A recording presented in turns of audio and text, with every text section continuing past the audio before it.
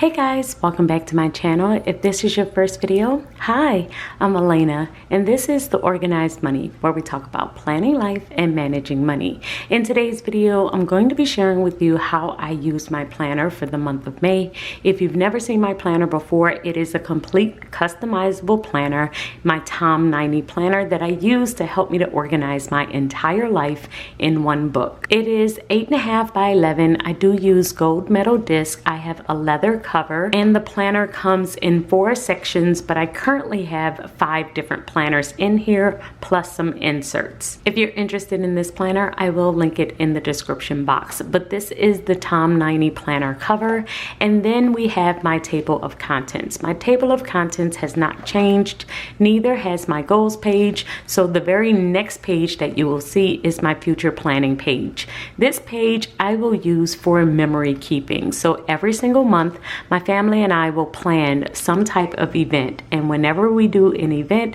I will take a picture at that event on my phone. Then when I come home, I will print it out and add it into my planner. This is a great way for me to memory plan and not put too much pressure on myself while I'm trying to memory plan and keep up with the different events. After this page, it goes into my very first planner, which is my schedule planner. My schedule planner is my hourly planner that I use to time block my day. The very first page in this planner is my monthly overview. And for my monthly overview, I am keeping up with my goals that I have, the big events that may be coming up this month, and I will usually add a little quote at the bottom. For the month of May, I did have 4 goals. I completed 3 of the 4 goals, which I will take that as a win, but I did not start working out yet, so I'm going to add that on for the month of June. I love having my goals here because it does remind me of the different things that I'm trying to accomplish, and I do feel like I end up accomplishing more when I am looking at this page on a consistent basis. After this is my monthly calendar, and I'm just mainly writing the different events that I have coming up this month and checking them off as I go, and then we go into the weeks. Like I said, I am using this planner to time block my day. So as you can see, I am writing in black, and then I will check everything off in red. I am mainly using colorful boxes whenever I am planning out in this planner, and I really love this one as an overview of everything that's coming up for my weeks. After my schedule section, then we have my inserts. My inserts are all of the things that aren't particularly planners, but I do like to use them with my planner in order to plan my day. The very first insert that I have in here, which is a bottom divider, and that is my daily section. So with my daily section, I don't use dailies every single day. As you can see, I used it on the 27th, the 19th, the 15th, and those were the only days I used it for this month. So I only needed it about 3 or 4 times, but I love having these whenever I have a super busy day and I need to break it down even further. The next insert that I have in here is my habit tracker insert, and I did not use this one for the month of May at all. So this one's completely clear, so we're gonna keep this in for the month of June. Those are the only 2 inserts that I have in here right now, but sometimes I will also add in meal planning inserts or home cleaning inserts. Just depends on what's going on with my house. If I feel like I need them, then I will add them in. If I don't need them, then I will take them out. The next section that I have in here is my social media section. With this section, I am mainly keeping up with the different things that I need to do for social media, where I am on each one of the platforms. So my numbers on Instagram, TikTok, and YouTube, and any additional ideas that I may have. I will list out all of my content that I want to post for the month. So this is everything that I wanted to post for the month of May, and usually if I make any adjustments, I will just write that in red. And the same thing goes for my weeks. When it comes to my weeks, I am usually just writing out different things that I need to do, and I will just map out all of the social media things that I am planning on posting. So usually within my schedule planner, I might list out that I want to post a YouTube video, but in my social media planner, I will put what what video I am planning on posting, when I am planning on posting it, if I edit it, did I upload it, all of those different things. I even have scripts in here. So I have a bunch of different things in here that just helps me to stay on top of my social media. This one is a vertical style planner, and after this one I do have another bottom tab with my content ideas. So I will list out all of my content ideas here, and I will zoom you in so that you all can see this. But how I usually keep track of where I am with my content is I will draw one line if it's filmed, I will draw 2 lines if it's filmed and edited, and then I will draw 3 or 4 lines if it's completely posted. So I have filmed and edited 2 different shorts here.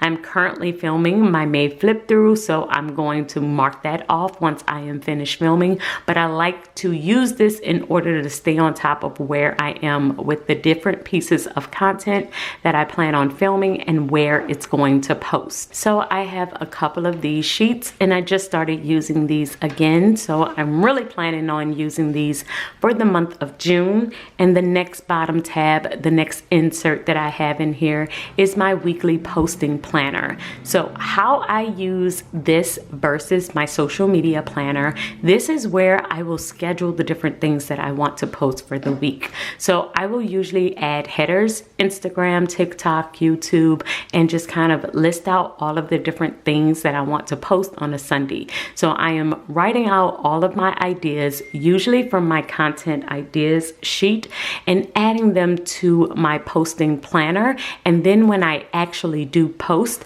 I will write that into my social media planner. So they work together. Like, this is the schedule, and then what I actually post ends up in my social media planner. And that helps me to know what I was planning on posting versus what actually made it to Instagram, to YouTube, to TikTok. I like using both of them because they really do help me to keep up with my ideas, keep up with them posting, and keep up with what I didn't post that I could possibly post in the future.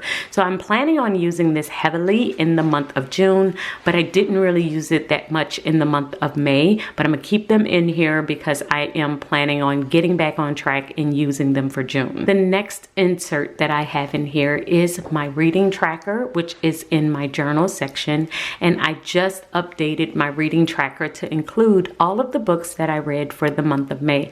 I finished 3 books in this month, one on the 1st, one on the 17th, and one on the 25th. And I'm really excited about that because I haven't read 2 or 3 books in a month in quite some time. So I'm hoping to keep that streak up for the month of June. And after this insert, we do have my actual journal planner. In this planner, I am usually keeping up with what different books I'm reading, the list of the different books that I want to read next, and then I will just write down different quotes or different things that I just want to remember on my monthly spread. If you're new to my channel, then you may not know I use my journal section as my commonplace planner, and I've done a couple of videos on my commonplace planner and how it works within my system. But this is where I am reading and learning different things, and I will just jot down different things that I'm reading about or different things that resonate with me. So I wrote in a bunch of different quotes at the top here. I've written down